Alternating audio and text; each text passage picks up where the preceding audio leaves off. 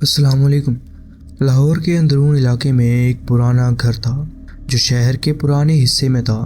मुझे नहीं पता ये कब बनाया गया था, लेकिन वक्त के साथ इसमें कई बार तब्दीलियां की गई थी। ये कभी एक ख़ास मकान था, फिर एक रेस्टोरेंट और फिर एक वकील का दफ्तर, और शायद कुछ और कारोबार भी यहाँ चले हों जिनका मुझे इल्म ना हो। 2014 से ये मेरे काम का मरकज़ी दफ्तर बन गया है। ये एक पुरानी इमारत थी जो वक्त बे वक्त पुराने मकान वाली आवाज़ों से गूंज उठी थी। काफ़ी अरसे तक मैं अक्सर सबसे पहले दफ्तर आता था और सबसे आखिर में निकलता था। मुझे अक्सर ऊपर के कमरे से आवाज़ें सुनाई देती थी जो बिल्कुल इंसानी आवाज़ों जैसी होती थी, जबकि मुझे यकीन होता था कि वहाँ कोई नहीं है। दूसरे लोगों ने भी ऐसी आवाज़ें सुनने का तस्दीक किया था। सितंबर 2015 में एक शाम एक कंपनी ने एक इवेंट रखा था स्टार वॉर्स का नए खिलौनों के लिए। मेरे दो कोलिजियस दानिश और रिजवान, उन्होंने फ़ैसला किया कि वो इवेंट पर साथ जाएंगे।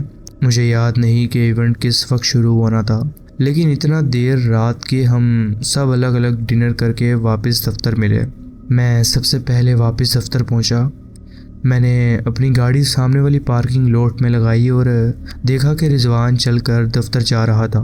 उस वक्त वो दफ्तर के इतने करीब रहता था कि गाड़ी में आना जाना नहीं करता था, इसलिए उसकी गाड़ी का वहाँ ना होना अजीब नहीं था। मैंने देखा कि वो सीढ़ियों पर चढ़ गया और मैं समझा कि वो अंदर चला गया होगा। मुझे लगा कि उसने उस दिन से मुख्तलिफ कपड़े पहने हुए थे, लेकिन मैंने इस बात पर ज़्यादा सोचा नहीं। मैं अपनी गाड़ी से निकला और उसके साथ इंतज़ार करने के लिए अंदर गया ताकि उसके साथ जाके अंदर ज़रा गपशप कर लूँ और दूसरों का इंतज़ार करूँ। लेकिन जब मैं दरवाजे तक पहुँचा तो वो लॉक था। मुझे लगा कि रिजवान ने मजाक में दरवाज़ा बंद कर दिया होगा।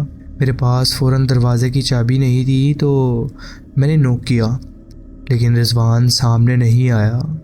थक कर मैं वापस गाड़ी की तरफ गया तो देखा कि असली रिजवान अपने अपार्टमेंट से चल कर आ रहा था और उसने वही कपड़े पहने हुए थे जो दिन में ऑफिस में पहने हुए थे। मैंने उस वक्त कुछ नहीं कहा, लेकिन शायद मेरी हालत से उसको अंदाज़ा हो गया कि मैं परेशान हूँ। उसने पूछा क्या मसला है, लेकिन उसी वक्त दानिश और उसकी बीवी आ गए तो मैंने सबको बताया।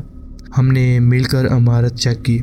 हमारा दफ्तर दो तरफ से फेंस से घिरा हुआ, तो हम सब अलग अलग गए कि शायद कोई इमारत के पीछे गया हो। लेकिन जब हम वापस मिले तो किसी को कुछ नहीं मिला हुआ था। वो लोग तो इसे नज़रअंदाज कर गए, लेकिन मुझे ये बात अंदर से परेशान कर गई। कुछ महीने बाद मैं एक मंडे की सुबह जल्दी दफ्तर पहुंचा। मैंने लाइट्स ऑन की, अंदर से दरवाज़ा खोला और किचन में जाकर चाय बनाने लगा। उसी वक्त मैंने देखा कि रिजवान फ़ोटोकॉपी मशीन के पास खड़ा है, पीठ मेरी तरफ थी। मुझे लगा कि जब मैं लाइट जला रहा था तो वो अंदर आ गया होगा, क्योंकि मैं जब अंदर आया था तो सिक्योरिटी सिस्टम बंद किया हुआ था, इसलिए मुझे यकीन था कि कोई मुझसे पहले नहीं आया। मैंने कहा अस्सलाम वालेकुम, लेकिन उसने कोई जवाब नहीं दिया। मुझे लगा उसने सुना ही नहीं होगा, तो मैं आगे चला गया। उसी दिन दोपहर में मैंने रिजवान की बीवी से पूछा कि वो कहाँ है, मुझे उसकी ज़रूरत थी। उसने बताया कि वो तो घर पर है, बीमार है। जब मैंने कहा कि वो तो सुबह दफ्तर में था, तो उसने कहा कि वो तो पूरे वीकेंड से बीमार था और दफ्तर आया ही नहीं। इस बात ने मुझे और परेशान कर दिया। 1-2 साल बाद वैसा ही कुछ फिर हुआ। मैं सुबह जल्दी दफ्तर आया और चाय बनाने के बाद देखा कि रिजवान ऊपर दूसरी मंजिल की तरफ जा रहा था। कुछ देर बाद वो और उसकी बीवी दफ्तर आए और इस दफ़ा भी उसने मुख्तलिफ कपड़े पहने हुए थे। मैंने कुछ लोगों को ये वाक़या बताया, लेकिन सब ने इसे एक अच्छी हॉरर कहानी समझ कर छोड़ दिया, ख़ास तौर पर अप्रैल फूल के आसपास। लेकिन इस साल ये सब कुछ तब बदला जब हमारा प्रोजेक्ट मैनेजर वलीद ने इस दूसरे रिजवान को देखा। वलीद वो शख्स नहीं जो आसानी से कहानियों को घेर ले या आसानी से कहानियों के बीच में आ जाए। एक दिन जब सब घर जा चुके थे तो वो कुछ लेना भूल गया था, इसलिए वो वापस आया। जब वो दफ्तर आया तो देखा कि रिजवान ऊपर डेस्क पर कंप्यूटर की तरफ देख रहा था। उसने आवाज़ दी, भाई, लेकिन कोई जवाब नहीं मिला। फिर वो बाथरूम चला गया। जब वापस आया तो देखा कि रिजवान गायब है, जबकि दरवाज़ा खुलने की आवाज़ भी नहीं आई थी। उस दिन के बाद मैंने दूसरे रिजवान को नहीं देखा, लेकिन मैं अक्सर इसके बारे में सोचता हूँ और देखने की कोशिश करता हूँ कि कहीं फिर नज़र तो नहीं आता। एक अजीब बात यह है कि वो हमेशा जीन्स में होता है, जैसे रिजवान भी अक्सर पहनता है, लेकिन हम दोनों ने कभी उसका चेहरा नहीं देखा। सिर्फ उसका हुलिया पूरा रिजवान वाला है। वो कभी बात नहीं करता, ना ही कुछ करता है। सिर्फ पहली दफ़ा मैंने उसे सीढ़ियाँ चढ़ते हुए देखा था। मैं जानना चाहता हूँ कि क्या किसी और के साथ भी ऐसा कुछ हुआ है, या कोई जानता है कि ये क्या चीज़ हो सकती है। ये था मेरा एक वाक़या जो मैं आपके साथ शेयर करना चाहता था। जी बहुत बहुत शुक्रिया, आपने अपनी कहानी हमारे साथ शेयर की। बढ़ते हैं अपनी नेक्स्ट स्टोरी की तरफ।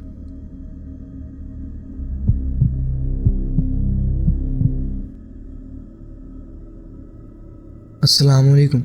मेरी खाला पहले गिलगित बलूचिस्तान के एक ठंडे इलाके में रहती थी, जहाँ एक जगह थी जिसका नाम था सरतोलिया। अगर तुमने कभी सुना हो तो तुम समझ जाओगे। वक्त के साथ साथ वहाँ से हिजरत करना शुरू कर दिए लोगों ने बहुत ज़्यादा, और आज सिर्फ टूटी फूटी सड़कें और खाली घर रह गए हैं वहाँ पर। बस चंद ज़िद्दी लोग हैं जो अब भी वहाँ रहते हैं। अब ये जगह इतनी ख़तरनाक बन चुकी है कि हर वक्त ये खौफ होता है कि ज़मीन नीचे से फट जाएगी और घर आग में गिर जाएगा। लेकिन सरतोलिया इस कहानी का सबसे खौफनाक हिस्सा नहीं है। मेरी खाला और उनका शोहर उस जगह से थोड़ी दूर एक पुराने घर में रहते थे, जो एक बड़े कोयले के खानों के ऊपर बनाया गया था। पहले के ज़माने में इस इलाके में मज़ीद सुरंगें बनाई गई थी, और किसी को पता नहीं था कि उनमें से कोई सुरंग उनके घर के नीचे से गुजरती है या नहीं। कभी कभी ये अचानक ज़मीन धंस जाती थी और लोगों के लॉन या बेसमेंट अंदर को बैठ जाते थे। मेरी खाला का जो घर था उसका एक तारीखी हादसा था। वहाँ पहले एक आदमी रहता था जिसकी बीवी एक भयानक हादसे में मर गई थी। वो तंग बेसमेंट की सीढ़ियों से गिर गई थी, सीधा उसी जगह पर जहाँ पे वो पहले लोग कोयला डालते थे और घर गर्म रखने के लिए। कुछ अरसे बाद वो शोहर भी बिल्कुल उसी तरीके से मर गया। फिर भी सीढ़ियों से गिरकर अकेला और टूटा फूटा नीचे पड़ा रहा, और उसकी लाश कुछ दिनों बाद मिली। जब मेरी खाला और उनका शोहर वहाँ आए तो उन्हें इस बात का इल्म नहीं था, लेकिन जल्द ही उन्हें महसूस हुआ कि कुछ तो अजीब हो रहा है। शुरुआत में छोटी छोटी अजीब बातें होने लगीं। जब वो लोग बाहर कपड़े सुखा रहे होते थे तो अचानक रेडियो अपने स्टेशन बदल देता था। मेरी खाला हमेशा स्लो म्यूज़िक सुनती थी, लेकिन रेडियो अचानक तेज़ और चिल्लाता हुआ गाना बजा देता था जो उनको बिल्कुल पसंद नहीं आता था, जैसे कोई उन्हें तंग कर रहा हो। फिर आवाज़ें आनी शुरू हो गई। रात के वक्त जब सूरज ढल जाता तो घर से खरखराहट और चीख जैसी आवाज़ें आती। सिर्फ पुराने घर की आवाज़ें नहीं, लेकिन दरवाजे भी अचानक ज़ोर से बंद हो जाते जब वहाँ कोई नहीं होता। सीढ़ियों पर कदमों की आवाज़ सुनाई देती, लेकिन जब जाकर देखते तो कोई नहीं होता था। सबसे ज़्यादा खौफ बेसमेंट में था। जब भी वो लोग नीचे जाते किसी का सामान रखने या साफ़ सफाई के लिए, तो वहाँ की हवा भारी सी महसूस होती थी। मेरी खाला कहती थी कि उन्हें लगता है कि कोई उन्हें घूर रहा है। जितनी दफ़ा उन लोगों ने घर में कुछ तब्दीली करने की कोशिश की है, सब कुछ और भी ख़राब होता गया। एक रात जब सब कुछ बर्दाश्त से बाहर हो गया था तो मेरी खाला ने ठान लिया कि कुछ करना पड़ेगा। उन्होंने अपने शोहर के साथ बैठकर एक अजीब लेकिन उम्मीद भरा प्लान बनाया। उन्होंने तय किया कि वो उस रूह से बात करेंगी जो उनके घर में मर चुकी थी। वो दोनों नीचे उसी मनहूस सीढ़ियों के पास गए और उन्होंने ऊंची आवाज़ में उस आदमी से बात की। उन्होंने उससे अमान की भीख मांगी। मेरी खाला ने कहा कि अगर वो कुछ अरसे के लिए उन्हें अकेला छोड़ दें तो वो घर में कोई और तब्दीली नहीं करेंगी। मेरी खाला कहती हैं कि उस वक्त वो बेसमेंट की हवा का रुख बदल गया था और कुछ महीने सब कुछ ठीक हो गया। लगभग 7 से 8 महीने तक घर में खामोशी थी। ना कोई कदमों की आवाज़, ना कोई दरवाज़ा ज़ोर से बंद हुआ, और रेडियो भी वैसी ही आवाज़ में बजता रहा जैसे वो चाहती थी। लेकिन ये सब कुछ अरसे के लिए था। सालों बाद जब उन्होंने ये घर बेच दिया और किसी और जगह चले गए तो नए मालिक को कुछ और ही तजुर्बा हुआ। घर एक दिन अचानक धंस गया, बिल्कुल उसी जगह जहां वो आदमी मरा था, बेसमेंट की सीढ़ियों के नीचे। कुछ लोग कहते हैं कि ये पुरानी कोयले की सुरंग की वजह से हुआ, लेकिन मेरी खाला का कहना है कि ये ज़मीन का मसला नहीं था। ये उस आदमी की रूह थी जो शायद आखिर में अपने घर अपने साथ ले गई। अब वो घर नहीं रहा, लेकिन जब भी मैं इस बात को सोचता हूँ तो मेरे जहन में एक सवाल उठता है, क्या ये वाकई कोयले की सुरंगों का बोझ था जो ज़मीन को तोड़ गया, या फिर उस रूह का गुस्सा जो अपने घर में किसी तब्दीली को बर्दाश्त नहीं कर सकी? तुम क्या सोचते हो? वैसे भी जहाँ मैं काम करता हूँ वो भी एक पुरानी 3 मंजिला इमारत है। ये था मेरा एक वाक़या जो मैं आपके साथ शेयर करना चाहता था। जी बहुत बहुत शुक्रिया, आपने अपनी कहानी हमारे साथ शेयर। बढ़ते हैं अपनी नेक्स्ट स्टोरी की तरफ।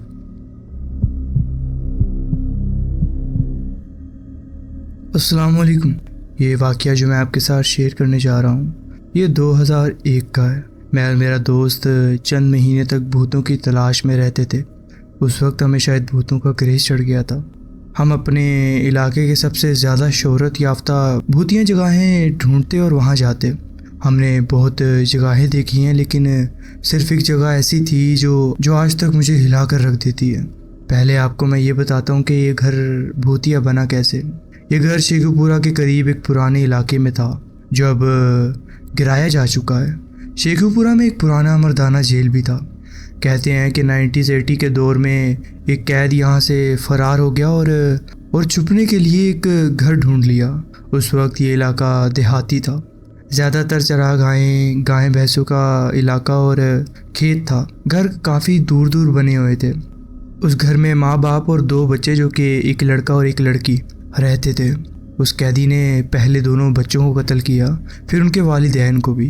कहते हैं कि वो वहाँ 1-2 हफ्ता छुपा रहा, फिर या तो पकड़ा गया या वहाँ से चला गया। हमारी भूतों की तलाश के सफ़र के दौरान हम एक रात वहाँ पहुँचे। घर अब पुराना था काफ़ी। अब घर के चारों तरफ खिड़कियाँ भी थीं जो कि लकड़ी लगा कर बंद कर दिया गया था उन्हें।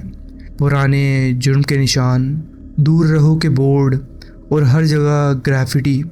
हमने 4 दीवारी से रास्ता निकाला और पिछले आंगन में पहुंच गए जहां एक खिड़की का शीशा टूटा हुआ था और लकड़ियां भी निकल चुकी थी वहां की। हम 5 लोग थे, कुछ के आसपास अपनी हिफाजत के लिए हथियार भी थे और तस्वीरें लेने का कैमरा भी। एक एक करके हम खिड़की से अंदर घुसे। अंदर का मंजर खौफनाक था। दीवारों पर टूटी हुई फैमिली की तस्वीरें। दीवारें और छत तो इतनी खौफनाक लग रही थी जैसे वो अपने अंदर से ही कह रही हूँ कि यहाँ मत आना, यहाँ मौत है। लिविंग रूम से सीधा किचन का रास्ता था। पेंट्री के तमाम दरवाजे खुले हुए थे। हम एक लाइन बनाकर घूम रहे थे।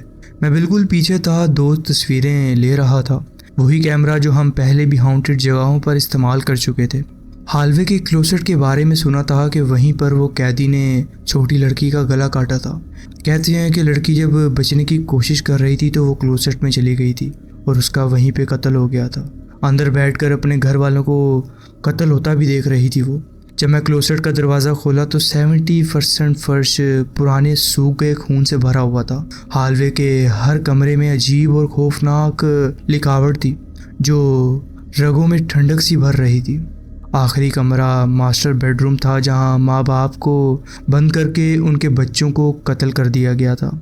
फर्श पर पुराने खून की छींटें थी। हवा में एक सर्दी और बोझ का एहसास था। दरवाजे के पास दीवार पर लिखा हुआ था, किसी को इस कमरे में अकेला मत बंद करो। ये मजाक नहीं था, ये पैगाम देखकर हमारे रोंगटे खड़े हो गए जैसे। घर छोटा था इसलिए हमने जल्दी एक्सप्लोर कर लिया। वापस निकलते वक्त मैं पीछे था। एक फ्लैशलाइट जल रही थी। जैसे ही हालवे से हम निकले मुझे एक छोटी लड़की की करकराने की आवाज़ सुनाई दी, बिल्कुल साफ। मुझे वो साफ सुनाई दी थी। मैंने फ़ौरन अपने आगे वाले से पूछा, क्या तुमने भी कुछ सुना? उसने पलटकर मेरी आंखों के साथ आंखें मिलाई और बोला, मैंने एक छोटी लड़की की आवाज़ सुनी है। वहाँ आसपास कोई घर नहीं था, सिर्फ खेतों के दरमियान ये एक अकेला मकान था। हम डर के मारे भाग गए सारे। खिड़की से निकलते वक्त एक दोस्त का हाथ कट गया, हमारे ग्रुप का सबसे लंबा आदमी जो कि 6 फुट का था। डर के मारे ज़मीन पर गिर गया, चल नहीं पा रहा था, वो रो रहा था बल्कि, तो जैसे इस घर में अभी भी उनके साए हों। एक दोस्त जो कि उसका हाथ पकड़कर घसीटता हुआ उसे गाड़ी तक ले गया। उस वक्त हमें कुछ नहीं पता था कि हमारे साथ क्या हो रहा है। ये हमारी आखिरी हॉन्टेड जगह की मुहिम थी। कुछ दिन बाद मेरा दोस्त जब तस्वीरें कंप्यूटर पर देख रहा था तो मालूम हुआ कि इस घर का पहला और बाद की तस्वीरें साफ थी, मगर इस घर के हर तस्वीर में हवा में अजीब रोशनी सी घुली हुई मिल रही थी हमें।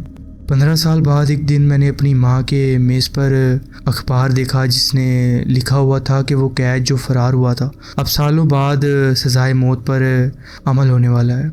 आज भी जब सोचता हूँ तो जिस्म में ससराहट होती है कि उस घर में 5 लोगों का कत्ल हुआ था। ये था मेरा एक वाक़या जो मैं आपके साथ शेयर करना चाहता था। जी बहुत बहुत शुक्रिया, आपने अपनी कहानी हमारे साथ शेयर की। बढ़ते हैं अपनी नेक्स्ट स्टोरी की तरफ। अस्सलाम वालेकुम। मेरे वालिद की वफ़ात के बाद कुछ ऐसा हुआ जो मेरे वालिदा आज तक, ये एक आम सी दोपहर थी।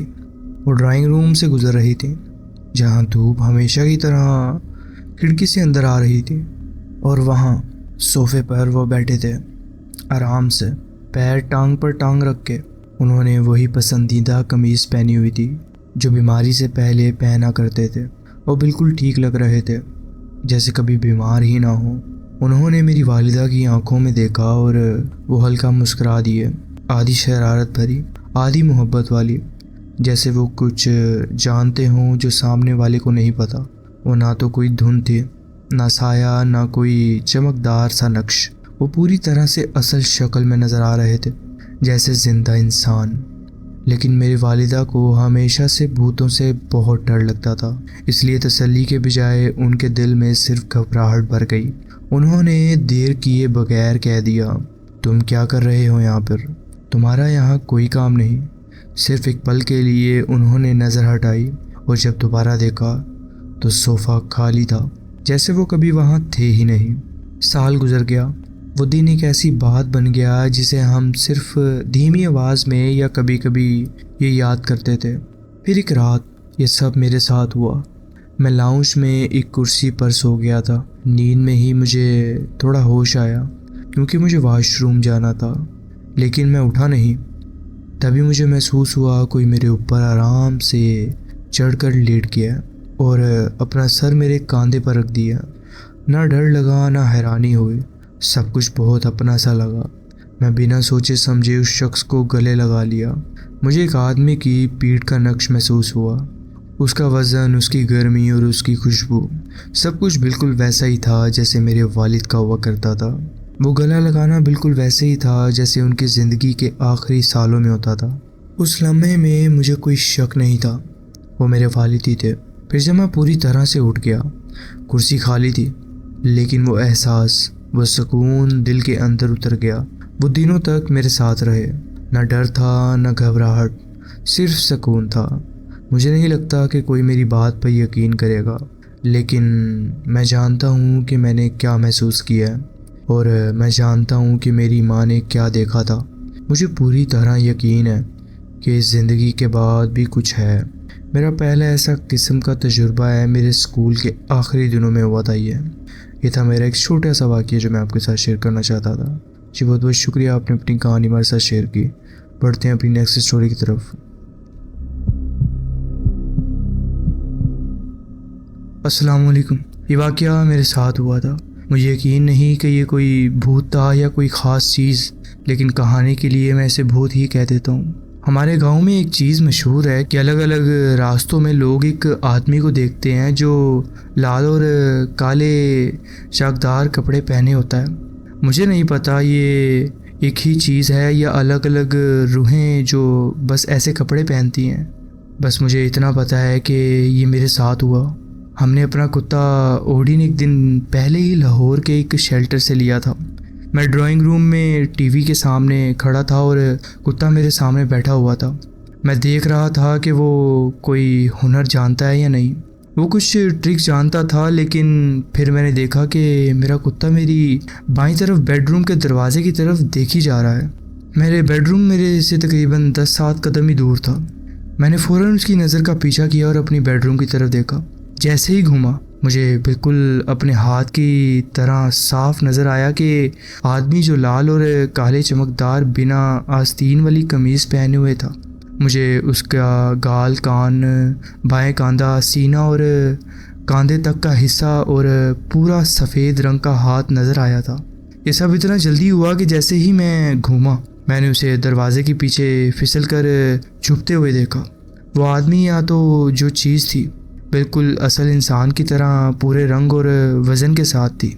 मैं डर के मारे बिल्कुल जम गया। मुझे लगा कोई घर में घुस आया है। मैं एक लड़का ही था, ना कि पूरी तरह जवान हुआ था। सिर्फ एक नया कुत्ता ही था मेरे साथ। मुझे उस वक्त नहीं पता था कि ये कुत्ता मेरी मदद करेगा या मुझे ही काट लेगा डर के, क्योंकि एक दिन पहले ही मैंने उसे लिया था। मैं बेहद घबरा गया। हज़ारों सोच मेरे जहन में आने लगी। मेरे पाँव हिल भी नहीं पा रहे थे। अब मैं अपनी धड़कन का शोर कानों में सुन रहा था। आखिर मैंने हल्की सी आवाज़ में कहा, कोई है? 1 मिनट बाद दोबारा कोई है कहा मैंने। फिर धीरे धीरे बेडरूम के दरवाजे की तरफ बढ़ा। मुझे पूरा यकीन था कि कोई मुझे नुकसान पहुंचाने वाला है, लेकिन वहाँ कोई नहीं था। ये और ज़्यादा खौफनाक लगने लगा मुझे ये भी याद नहीं रहा कि कुत्ते की तरफ देखूं और देखूं कि उसने क्या रिएक्ट किया है। मैं सिर्फ इतना डरा हुआ था कि कुछ सोच ही नहीं पा रहा था। फिर मैंने उसी जगह खड़े होकर जल्दी से घूमकर देखना चाहा कि शायद मैंने गलत देखा हो या कोई चीज़ का परछाया हो मेरे पे, या कोई चीज़ वैसे ही एक झलक में नज़र आई और मुझे वो लगा हो। मैं खुद को तसल्ली देता रहा कि शायद कुछ और था, ऐसा कुछ नहीं है। लेकिन मुझे अपने आप को समझाने में घंटों लग गए।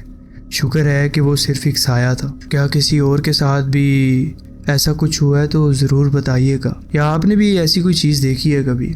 ये था मेरा एक वाक़या जो मैं आपके साथ शेयर करना चाहता था। जी बहुत बहुत शुक्रिया, आपने अपनी कहानी हमारे साथ शेयर की। बढ़ते हैं अपनी नेक्स्ट स्टोरी की तरफ।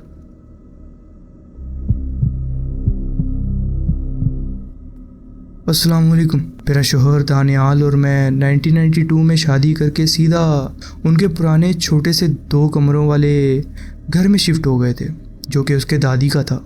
ये घर पाकिस्तान के शहर एबटाबाद के बिल्कुल बाहर था। उसकी दादी का घर हमारे से कुछ ही दूरी पर था घर के, और उसके जो कि वालिदैन का घर काफ़ी दूर था। ये हमारे लिए थोड़ा ज़्यादा करीब था कि एबटाबाद आके अपना काम वगैरह कर जाते थे, तो इसलिए हमने ये घर चूज़ किया था। लेकिन 1995 में हमने अपना पहला घर खरीदने का फ़ैसला किया। मेरे वालिद पाकिस्तान एयर फोर्स में 22 साल रहे थे, इसलिए हमें उधर से काफ़ी कुछ मिला था। हमारी प्रॉपर्टी डीलर असलम हमें एबटाबाद के अलग अलग इलाकों में घुमा रहा था, क्योंकि हम दोनों काम यहाँ करते थे और चाहते थे कि काम के करीब ही घर मिल जाए हमें। एक घर ऐसा था जो आग लगने के बाद दोबारा बनाया गया था, जिसमें 2 बूढ़ी बहनों में से एक की मौत भी हुई थी। एक और अच्छा घर था, लेकिन वो मोहल्ला कुछ अजीब था, लेकिन फिर भी हम उसको घर को ख़रीदना चाहते थे। लेकिन पता लगा कि वो घर पहले ही किसी ने ख़रीद लिया। फिर एक और गली में घर देखा जहाँ पूरा ख़ानदान ड्राइंग रूम में सोता था, क्योंकि ऊपर कोई अजीब बात हुई थी। और फिर एक घर शहर के पहाड़ी इलाके के किनारे पर देखा था। असलम अपनी गाड़ी में हमारे आगे जा रहा था और हम अपनी गाड़ी में। रेडियो बंद था क्योंकि मैं एक प्रॉपर्टी लिस्टिंग का प्रिंट देख रही थी और उसके लफ्ज़ों का मजाक बना रही थी। सड़क से गुजरते हुए हम शहर के एक मशहूर मिठाई वाली दुकान के पास से गुजरे, जो सिर्फ यहाँ होती थी। फिर सड़क पहाड़ी मोड़ लेती गई। लिस्टिंग के मुताबिक ये घर 2000 स्क्वायर फुट का था। एक बड़ा बाउंड्री वाला आंगन जो था, जो कि हमारे पेट्स के लिए परफेक्ट था। घर में गर्म पानी का भी सिस्टम लगा हुआ था। एक टेनिस का कोर्ट भी था, और सबसे हैरानी की बात यह थी कि हमारे बजट में था ये घर। मैं अपनी ज़िंदगी का ज़्यादा हिस्सा एबटाबाद के पुराने इलाके में गुजार चुकी थी, लेकिन इस तरफ बहुत कम आई थी। कभी कभी हम अच्छी मिठाई खाने यहाँ आते थे, लेकिन वो भी कभी कभार इतवार को ही होता था। उसके बाद जब हम वो घर से निकले, तो जब हम पहाड़ी रास्ते पे आके चल रहे थे, तो मुझे अंदाज़ा नहीं था हम कहाँ जा रहे हैं। तब तक जब तक रेडियो अचानक खुद चल ना गया। ना तो दानियाल ने उसे चलाया था ना ही मैंने। एकदम से बहुत तेज़ आवाज़ में बजा कि मेरे कान जैसे फट गए हों। इसमें अजीब सी उदास वाली और वहशी किस्म का फ्यूनरल संगीत चल रहा था। मैंने फ़ौरन बंद किया और दानियाल की तरफ देखा जो मेरी तरफ पहले ही परेशानी से देख रहा था। मैंने खिड़की से देखा कि हम एक बहुत बड़े कब्रिस्तान के पास से गुज़रते हुए जा रहे हैं। मैंने सर हिला के इस बात को भूलने की कोशिश की। असलम ने सामने इंडिकेटर दिया। घर अभी थोड़ा ऊपर था जो कि हमने आगे देखना था, लेकिन वो कब्रिस्तान के बिल्कुल ऊपर नज़र आता था। मुझे मुर्दों के पास रहने में इतना मसला नहीं था, लेकिन दानियाल बहुत नाजुक मिजाज थे। जिन वगैरह का सुन के फ़ौरन मना कर देते थे। मैंने उनसे कहा और देखते हैं, क्या पता वो घर अच्छा हो ऐसे वैसे, और वो मान भी गए। सर्दी का मौसम था इसलिए मैंने सोचा ज़रा ठंडा होगा वो घर, लेकिन अभी उतनी सर्दी नहीं थी कि कोट वगैरह या जैकेट वगैरह पहन के आए होते हम। मैं स्वेटर में थी और थोड़ा गर्म महसूस कर रही थी। जब गाड़ी से उतर कर घर तक गई, बाहर से घर अच्छा लग रहा था। वो हरा रंग, नए शीशे। अंदर गई तो वो घर अंदर से भी बहुत अच्छा था। जो प्रॉपर्टी बेचने का एक तरीका होता है कि घर साफ़ सुथरा था, लेकिन एक मसला था। वो घर में हमें ठंडक सी महसूस हो रही थी जो कि घर के बाहर नहीं थी। स्वेटर के बावजूद हमारे सांस का धुआं निकल रहा था उस घर में। हमने फ़ौरन कहा कि घर हम नहीं ले रहे ये वाला। पलट गए। बाद में असलम ने बताया कि इस घर के लोग यहाँ से इसलिए जा रहे थे कि ये पूरी तरह से जिन्नात से घिरा हुआ है। अल्लाह का शुक्र है कि हमने वहाँ से सीधा मना कर दिया। मैं सोचती हूँ कि अगर हम वहाँ शिफ्ट हो जाते तो शायद अपनी ज़िंदगी जिन्हों के साथ गुजार रहे होते। वहाँ पे 2-3 फैमिलीज़ ने बाद में भी घर लिया और असलम ने ऐसी ही कुछ स्टोरीज़ हमें बताई थी, और हम अभी तक अल्लाह का शुक्र ही करते आ रहे हैं कि हमने वो घर नहीं लिया। ये था मेरा एक वाक़या जो मैं आपके साथ शेयर करना चाहती थी। जी बहुत बहुत शुक्रिया, आपने अपनी कहानी हमारे साथ शेयर की। बढ़ते हैं अपनी नेक्स्ट स्टोरी की तरफ।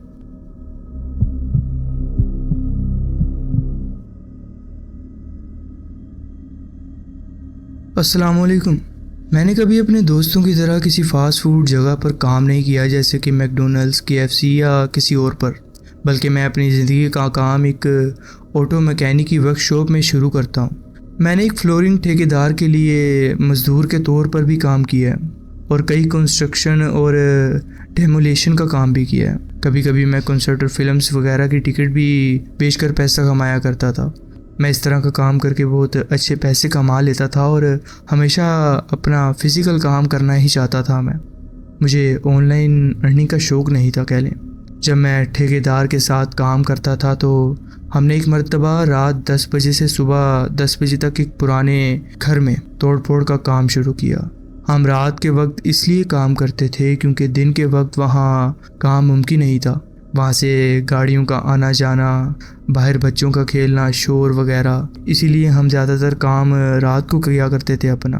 मुझे इस तरह का शेड्यूल वैसे भी बहुत सूट करता था और सुबह टाइम में वैसे भी कोई और काम कर लेता था, और वैसे भी मैं अपने फ़ास्ट फूड पर काम करने वाले दोस्तों से ज़्यादा पैसे कमा लेता था। एक मर्तबा मुझे एक खाली घर पर काम के लिए छोड़ा गया।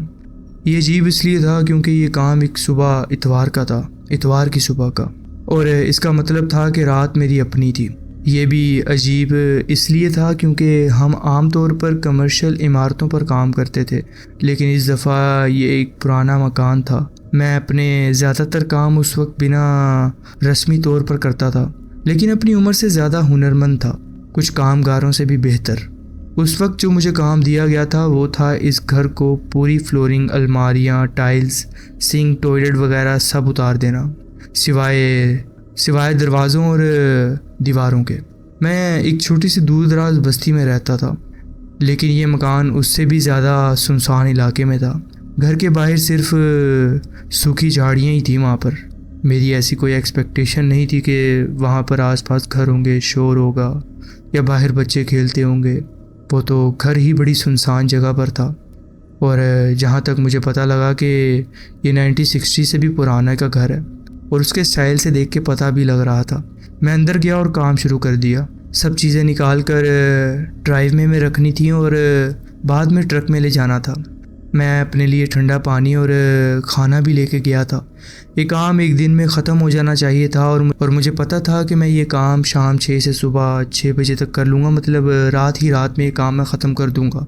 मुझे याद है मैंने किचन से काम शुरू किया, लेकिन नाराज़गी इस बात की थी कि बिजली नहीं थी उधर और मेरी रेडियो की बैटरी भी लगभग ख़त्म ही होने वाली थी। अक्सर आपने भी देखा होगा कि कोई मज़दूर वगैरह अगर काम करता है तो गाने वगैरह लगाता ही है वो अपने साथ। यहाँ से सब कुछ धुंधला सा लगने लगा मुझे और ज़हनी तौर पर जायज़ा लिया कि क्या क्या तोड़ना पड़ेगा मुझे, लेकिन दिल में अजीब सी बेचैनी महसूस होने लगी थी मुझे उस वक्त। घर पुराना था, छोड़ दिया गया था, जैसे इधर किसी का दिल ही ना लगता हो, लेकिन लगता था कि कोई बहुत सालों से वहाँ रहता रहा हो और कभी कुछ नया ना किया हो। मैंने इसी दौरान जब काम शुरू किया तो मुझे पिछले कमरे से कुछ चलने की आज आहट सुनाई दी। मैं वहाँ देखने गया तो वहाँ कोई भी नहीं था। मैं दोबारा से किचन में आया और वहाँ का सिंक वगैरह उतारने लगा।